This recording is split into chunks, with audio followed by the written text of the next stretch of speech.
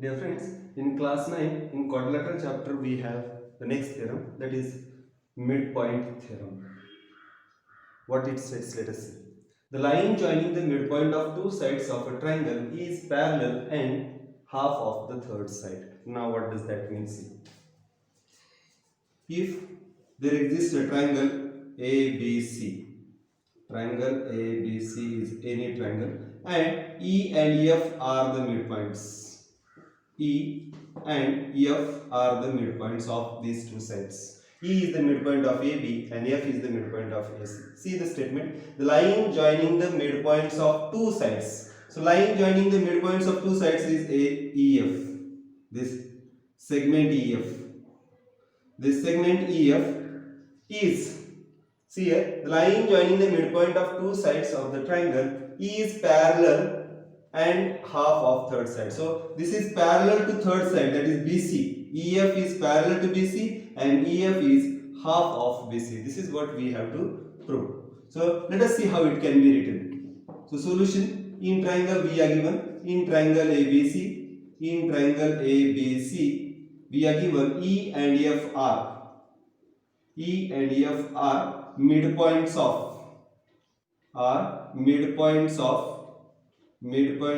AB and AC.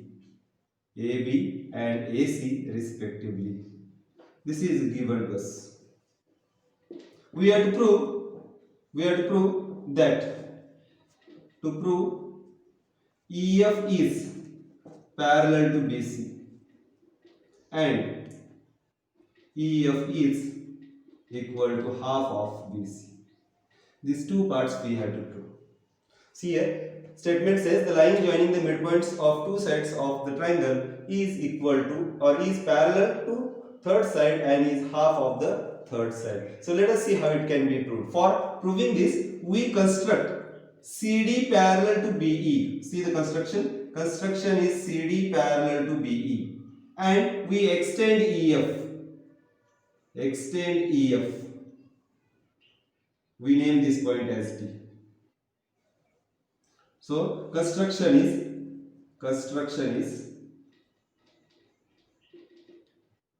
for proving this we construction is extend EF and draw CD parallel to BE and draw parallel through C. Draw parallel to BE through C. Let the point of intersection be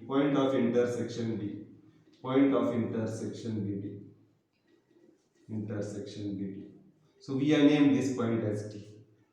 Now see, we have extended EF up to D and CD is parallel to B. This is our construction. We have constructed BE. We have constructed parallel to BE through C. So CD is parallel to BE. Now let us see how it can be proved. We have got BE parallel to CD. So that is our construction. It means AE is parallel to CD. Watch carefully. BE is proof. BE is parallel to CD. That is our construction. It means AE is parallel to CD. AE is parallel to CD. Reason is E is between B and A dash E dash B.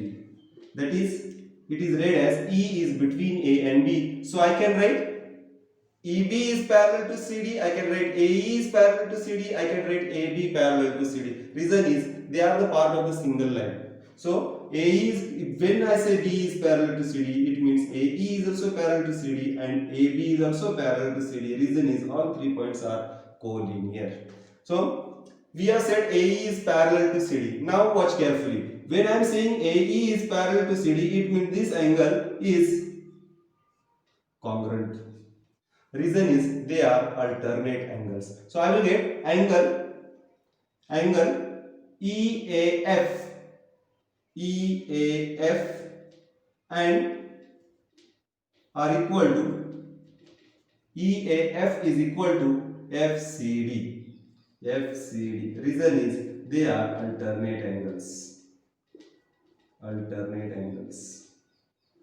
Now this angle is congruent to this angle. The reason is they are vertically opposite angles. Angle AFE is congruent to angle DFC. DFC. Reason is they are vertically opposite angles. Vertically opposite angles. Now look at the figure. This AF is equal to CF. This AF is equal to CF. Reason is we are given F is midpoint of AC. So we will get AF is equal to CF. AF is equal to CF. Reason is F is midpoint of AC. So look at the triangles formed. These two triangles are congruent by angle, side, angle. Angle, side, angle. Please note side is included. For writing the congruency of the two triangles, we need one-to-one correspondence. Now let us see which vertex corresponds to which vertex. It can be written from angles. So we will get A corresponds to C. A corresponds to C. It can be written very easily from the angles. F corresponds to F. F corresponds to F. And remaining vertex is, in this it is E and in this it is D. So I will get E corresponds to D.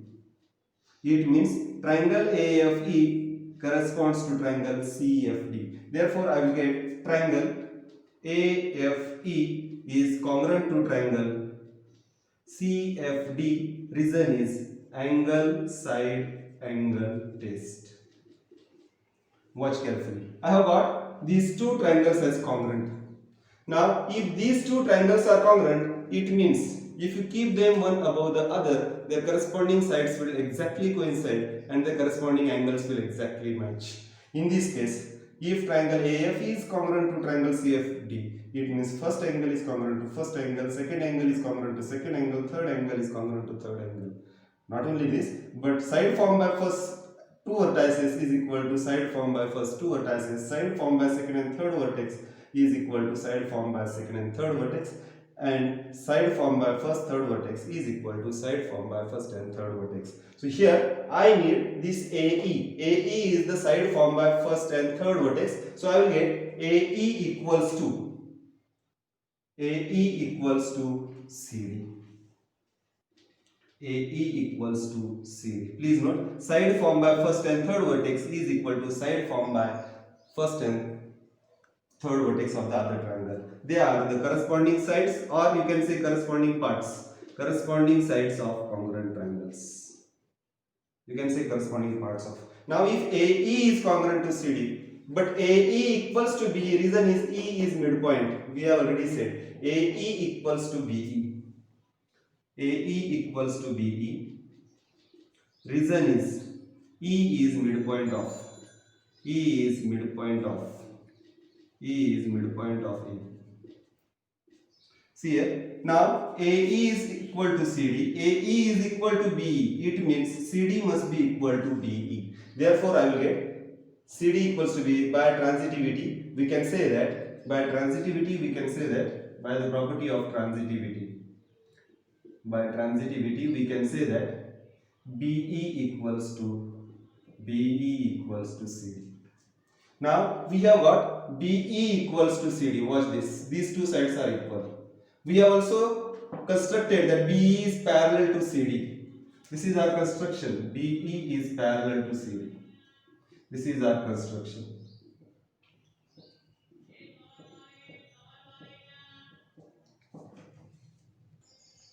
Dear friends, we have already studied one theorem related to this. One pair of opposite side is parallel as well as equal.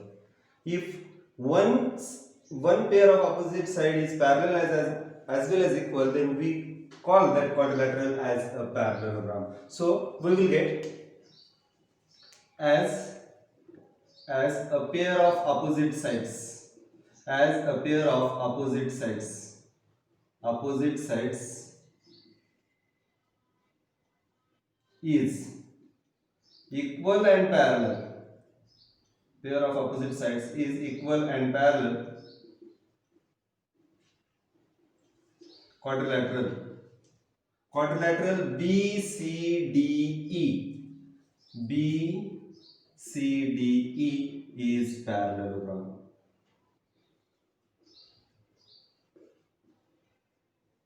So we have got one pair is equal as well as parallel. So quadrilateral, this one pair is equal as well as parallel. It means this quadrilateral BCDE is parallelogram. Now we know, according to definition of parallelogram, opposite sides of parallelogram are parallel. That is, I will get BC is parallel to ED. Reason is definition of parallelogram. Definition of parallelogram. We call that quadrilateral as a parallelogram whose opposite sides are parallel. So I have got BC parallel to ED. It means EF is parallel to BC. Please note. Therefore, I will get BC parallel to EF. Reason is F is between E and D.